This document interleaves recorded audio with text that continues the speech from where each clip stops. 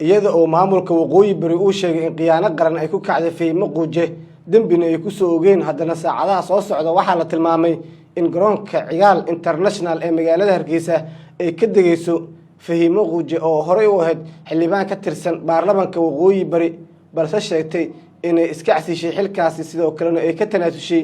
aragtidii ay hubaneed 3 sano ee la soo dhaafay oo ahayd Soomaali weyn Fahimo Quuje oo lafdhabar u ahayd kacdoonkii ka kacay magaalada Laascaanood sanadkii 2023 waxaa la sheegay inay haatan ku wajahan tahay magaalada Hargeysa ee caasimadda Somaliland gabadhan waxay sheegeen mas'uuliyiin ka tirsan Somaliland oo maanta hadlay inay u dhiganto 100 nin sidaas darteedna gacmo furan ay ku soo dhaweynayaan maadaama ay dib ugu soo laabatay dalkooda sida ay sheegeen mas'uuliyiin Somaliland oo hadashay lafdhabar muhiim ah ayay u ahayd reer waqooyi bari markii uu bilaabanayay kacdoonka iyo waliba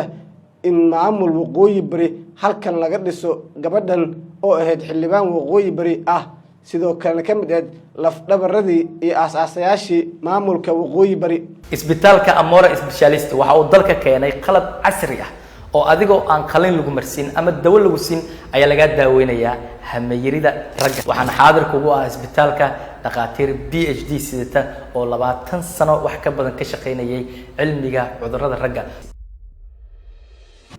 Somaliland dadkeeda siyaabo kala duwan ayay uga hadleen waxayna tilmaameen inay soo dhaweynayaan Fahimo Quuje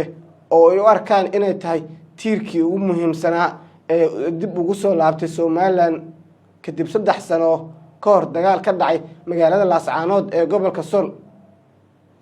haddaba waxaa la leeyahay ma u dhintun karaan maamulka waqooyi bari ka bixitaanka Fahimo Quuje Fahimo sida dad badan ay aaminsan yihiin wax weyn ayay kala tagtay maamulka waqooyi bari inkastoo jiritaanka maamulkaas iyo dhismihiisa wali uu taagan yahay haddana dad kale ayaa qaba in waxbana aysan ka bedeli doonin tagitaanka Fahimo maamulka waqooyi bari